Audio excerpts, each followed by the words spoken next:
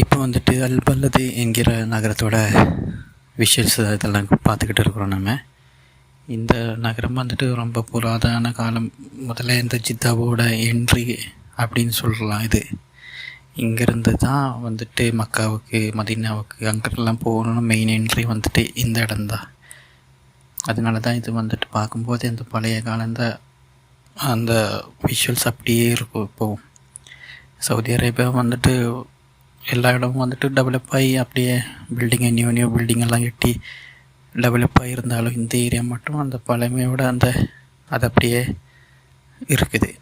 ஒன்றுமே சேஞ்ச் பண்ணாமல் அப்படியே கொஞ்சம் தான் மாற்றலாம் வந்திருக்கு. அந்த ரோடு அப்புறம் வந்துட்டு அந்த மாதிரி கொஞ்சம் இடம் மட்டும்தான் டெவலப் ஆகிருக்கு. மற்றபடி இந்த பில்டிங்கெல்லாம் பார்க்கும்போது அந்த பழைய காலத்தில் எப்படி பண்ணமோ அந்த மாதிரியே தான் இப்போ இருக்குது. இந்த ஜனவாதிலெல்லாம் பார்த்தா மரக்கம்பால் தான் அதெல்லாம் ஏற்றிருக்கு.